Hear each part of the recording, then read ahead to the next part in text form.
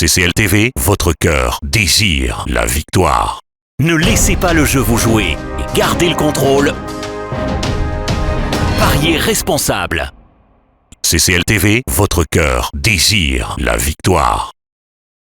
Bienvenue chers téléspectateurs de la chaîne congolaise de la loterie. Aujourd'hui dans Spécial Cannes, nous allons parler essentiellement donc du groupe B et du groupe C donc au menu du programme. Donc voilà, donc les activités donc sont déjà lancées donc pour Spécial Cannes de ce jour.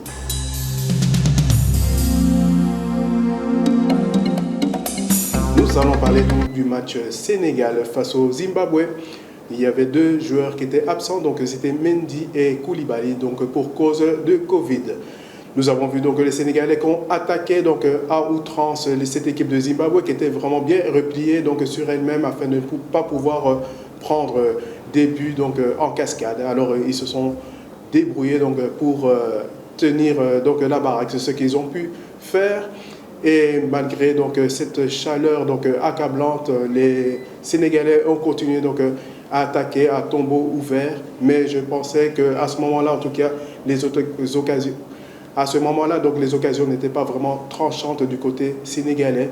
Et il a fallu avoir un concours de circonstances pour que les Sénégalais puissent marquer. Donc à quelques secondes de la fin du match, il y a eu un pénalty qui a été transformé par Sadio Mané.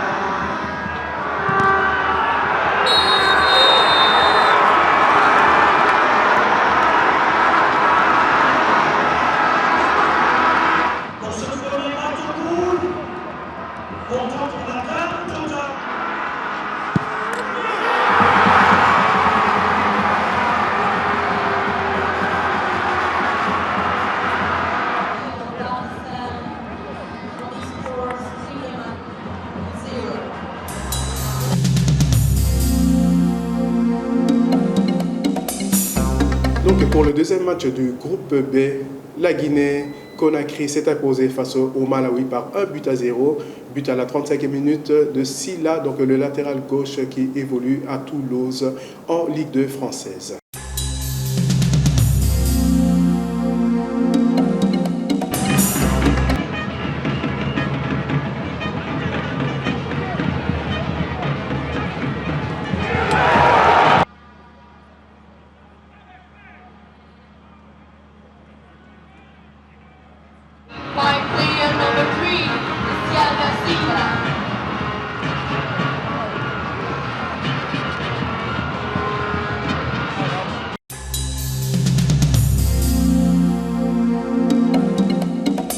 Pour la prochaine journée, nous allons avoir un alléchant Sénégal-Guinée, donc les deux gagnants donc, du match de premier tour. Et ensuite, nous allons avoir un derby donc, en Afrique australe entre le Zimbabwe et le Malawi.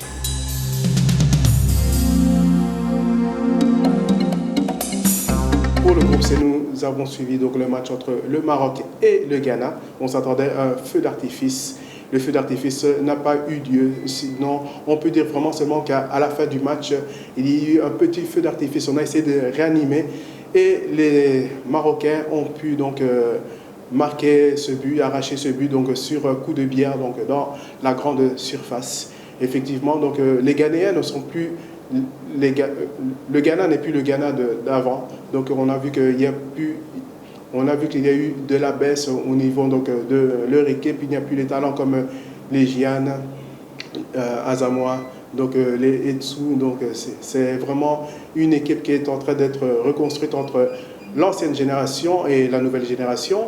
Donc en espérant que pour le tour suivant, donc pour le deuxième match, ils vont pouvoir se débrouiller. Pourquoi? Parce qu'on a vu une équipe du Maroc qui était très bien mise en place. Donc techniquement, donc, ils essayaient donc, de faire circuler le ballon. Et ce n'était pas facile pour le Ghana. Le Ghana qui essayait toujours d'utiliser donc, des lancements, mais c'était vraiment très difficile. C'est vrai que le Ghana a failli marquer et le gardien du Maroc a pu intervenir donc, sur le tir, dans le coin du but. Donc voilà donc, ce qu'on peut dire par rapport au match du Maroc. Ce n'était pas vraiment un grand match. Donc l'enjeu a dépassé le jeu des deux équipes sur le terrain.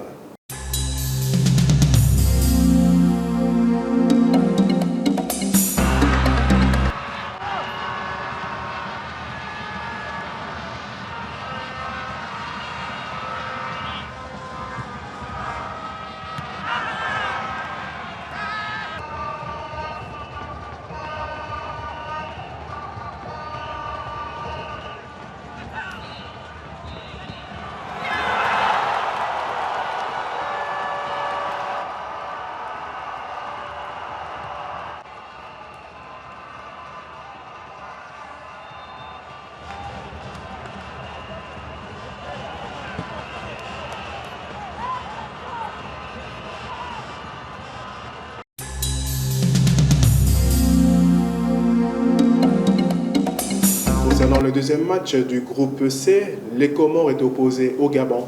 Il y a eu un superbe but de Boupenza, donc à la 15e minute, un tir que le gardien de l'équipe nationale du Comore n'a pas pu esquisser le moindre geste, tellement que la frappe était tellement limpide et placée dans le coin. Mais en tout cas, j'ai aimé beaucoup la réaction de l'équipe de Comores. Pourquoi? Parce qu'elle a menacé l'équipe du Gabon pendant tout le match, donc par rapport à la circulation du ballon. En tout cas, ils ont été quand même héroïques par rapport à leur match. Mais les Gabonais n'ont pas fléchi au niveau de leur défense. En tout cas, félicitations par rapport à ce match. Et en tout cas, pour le match suivant, nous allons voir aussi un alléchant Ghana face au Gabon. C'est un match que les Ghanéens ne pourront pas perdre. Pourquoi? Parce que s'ils perdent, ils seront pratiquement éliminés de la CAN 2022 Cameroun. Et ensuite, dans le deuxième match, nous allons avoir le Maroc qui sera opposé aux Comores. Je pense bien que les Lions de l'Atlas vont pouvoir s'imposer face aux Comores grâce à leur expérience et grâce à leur coach Vaïd Aliodzi qui fait du très bon travail, malgré qu'il a mis à côté Ziyech, qui était vraiment le maître à jouer de l'équipe du Maroc.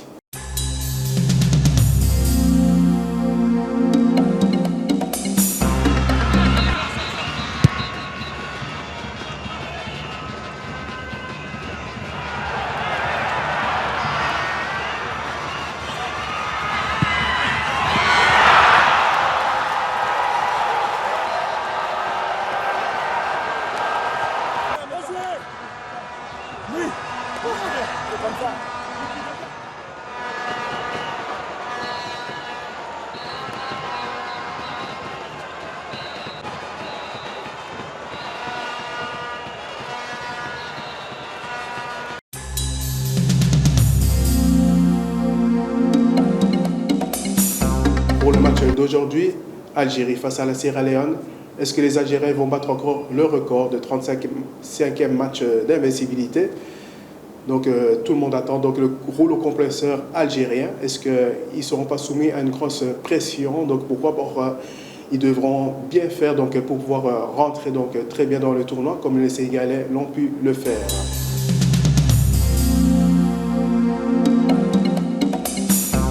Ensuite, à 17h, nous aurons un match très alléchant entre le Nigeria et l'Égypte, en espérant que l'enjeu ne va pas vraiment agir par rapport à cette confrontation de grandes équipes. Le Nigeria a 3 victoires à la CAN et nous avons aussi l'Égypte avec 7 victoires.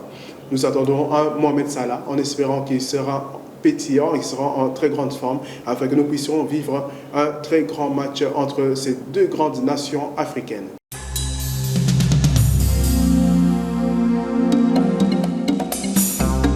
Pour l'autre match, nous allons avoir Soudan face à la Guinée-Bissau. Un match vraiment ouvert entre les deux équipes. Donc celui qui va gagner, il aura déjà un avantage pour le deuxième match.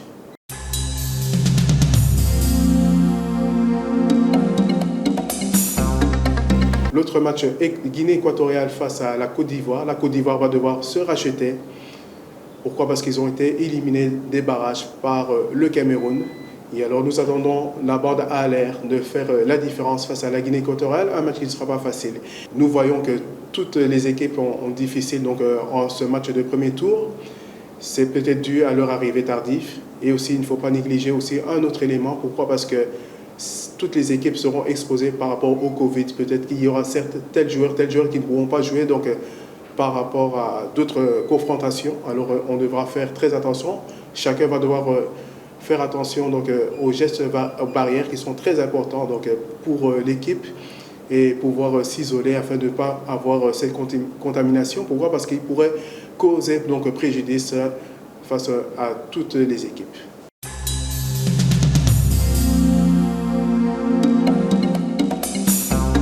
Chers téléspectateurs de la chaîne congolaise de la loterie, je vous remercie de nous avoir suivis donc, dans Spécial Cannes.